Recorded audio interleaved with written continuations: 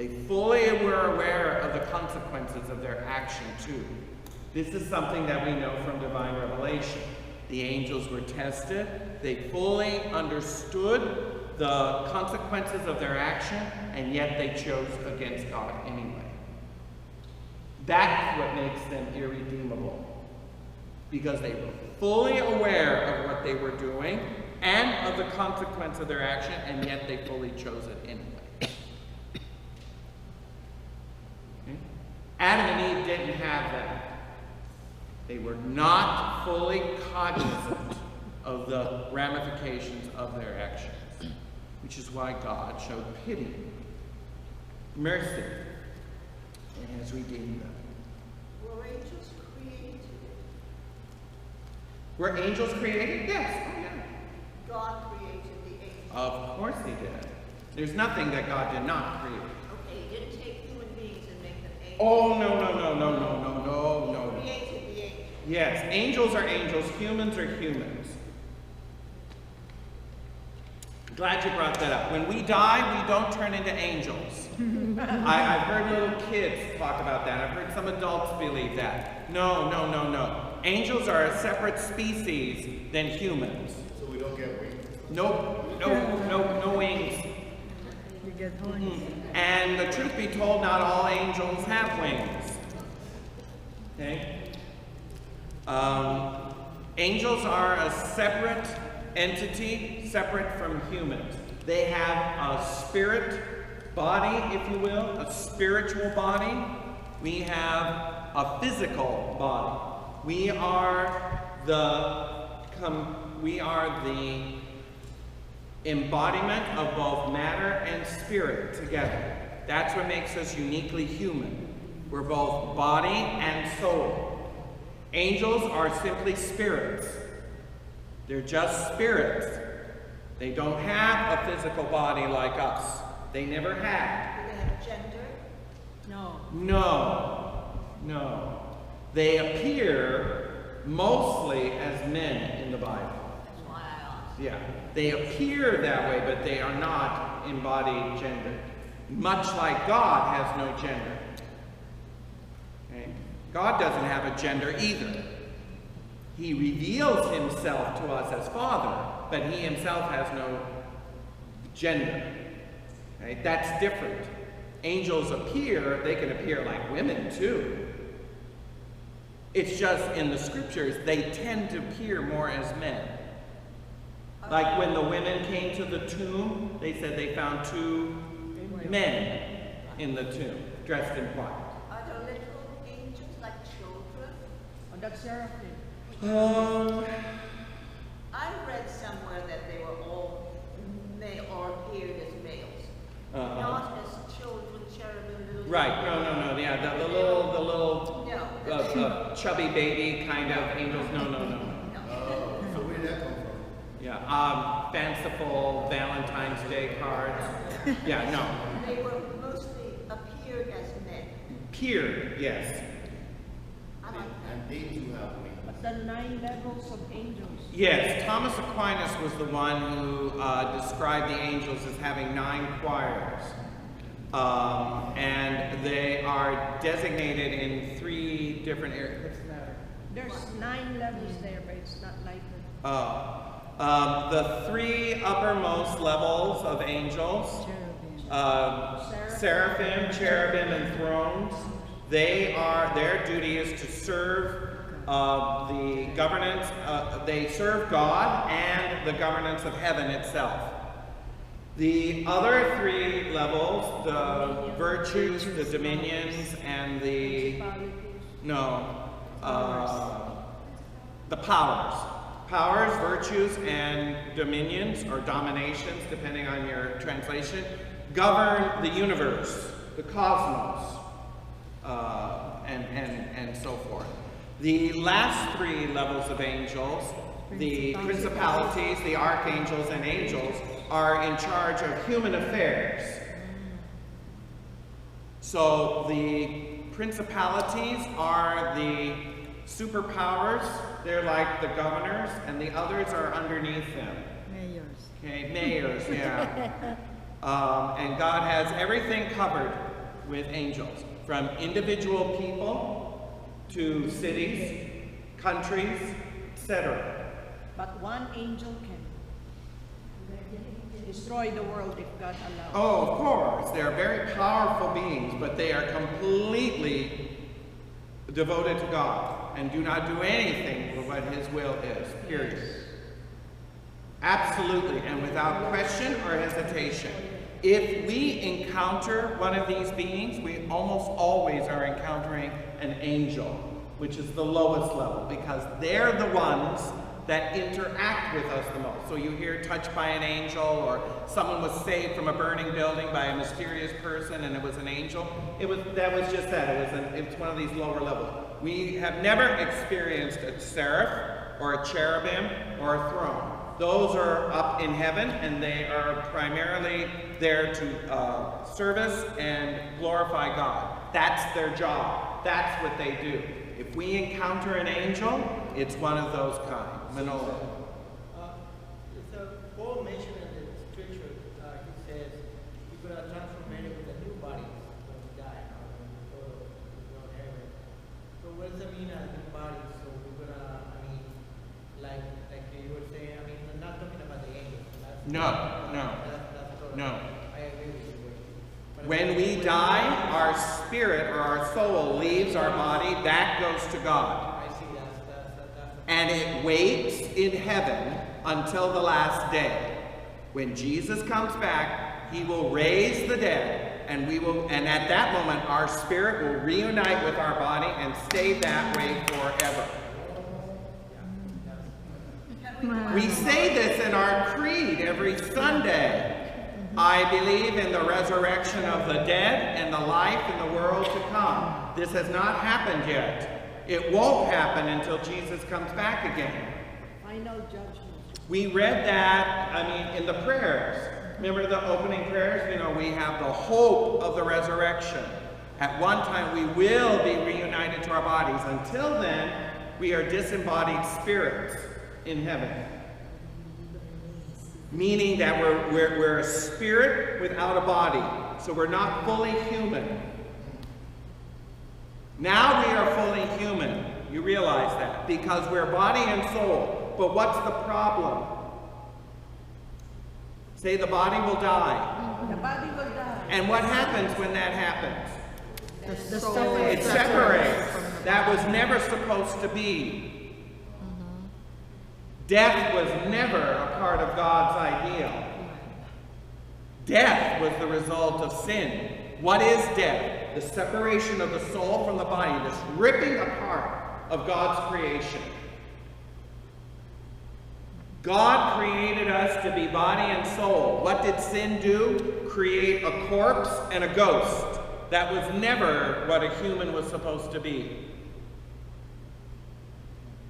So the souls in heaven cry out to God, wanting to be reunited because they are imperfect, they're incomplete. They're with God, but that's not how humans are. Angels are that way. We're not. We, to be fully human, need our bodies, and we will at the last day. But until then, those souls in heaven are disembodied spirits. But if we have... Hold on, one more question. But why the church allows cremation? Why? Because cremation doesn't do anything to the resurrection.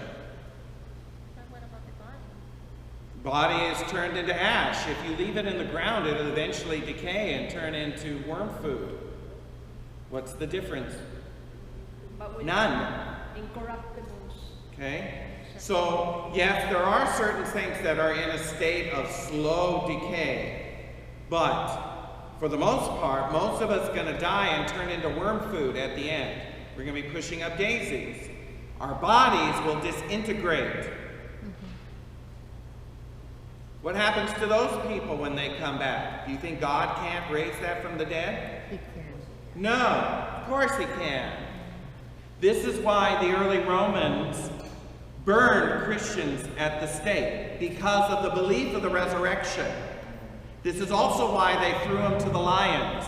They said, aha, you believe God's going to raise you from the dead, right? Resurrect your body, right? Well, this lion is going to eat your arm, and that lion's going to eat your leg, and that lion gets a bit of your head. You're a bit of lion food in all of these lions. How's God going to raise that from the dead? Ha, ha, ha.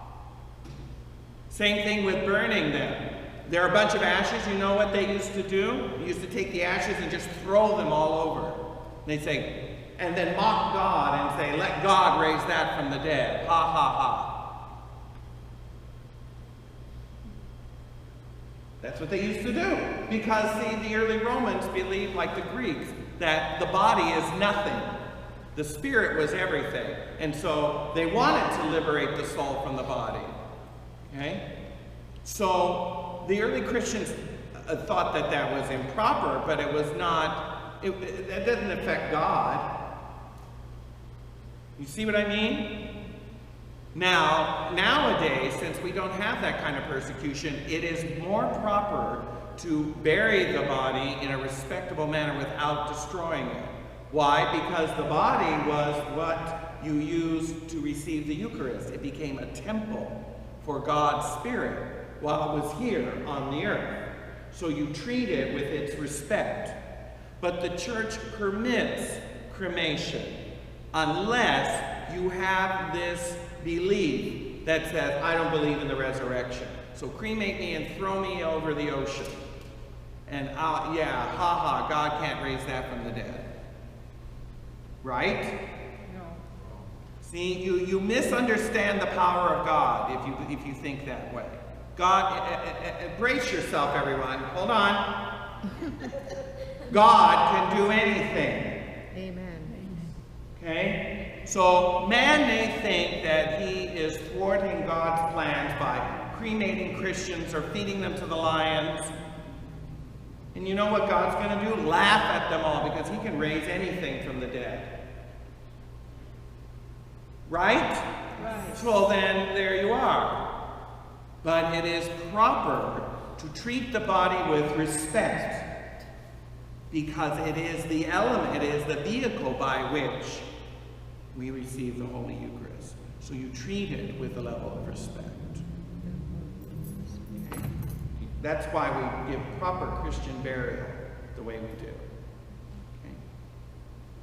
Everyone good? All right. So let me move on. Now, in San Diego, I took a little trip to here. I've been to this museum before. This is a Christian Creation Science Museum. Christian Creation Science Museum. I had been here before, but they expanded it. They have, it's mostly for children, but it's for adults as well. It has dinosaurs and humans together and stuff, and it's one of these are the Christians that believe God created the world in literally 6 days. And that the earth is only around 6,000 to 10,000 years old. They take the Bible very literally. Got it? Okay. So the whole idea of evolution is nonsense to them. Okay? So, but what I want to show you is stuff that we've been talking about, because they have all the 6 days of creation in different rooms. So one room you walk in and there's this, day one, light from darkness. The next room, sky from the sea. The next room, plants. These are beautiful drawn murals and stuff. And this is really cute. Well, there's day 4, the sun, the moon, and the stars. And day 5, they have tanks of fish and cages of birds. Because on day 5, God filled the sea with fish and the sky with birds. So you have it's really quite cute, you know. It's lovely. It really is, and it's a lot of everything. There's so much detail. It's really quite something. And then day 6, here's some more birds, animals. These are like lizards and stuff that they have here. It's just a little zoo. And then day 7, God rested, and then there's this whole room where the fall happens. And, oh, death and destruction. Uh-oh, something turned off.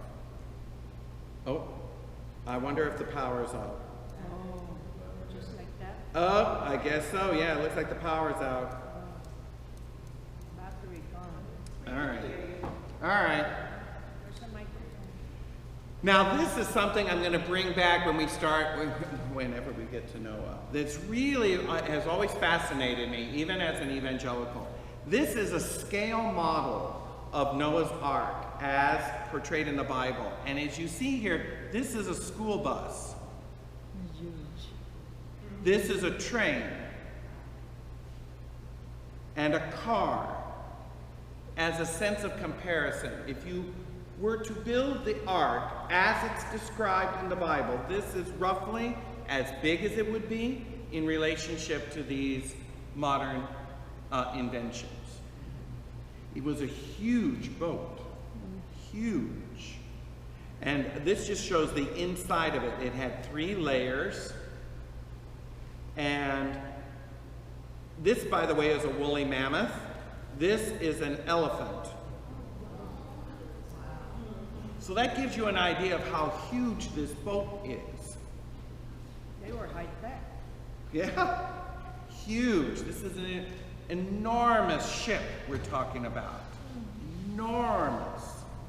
Now, what all of these are eyewitness accounts of modern times from the 20th century forward of people who have climbed Mount Ararat and have claimed to have seen Noah's Ark embedded on the mountain.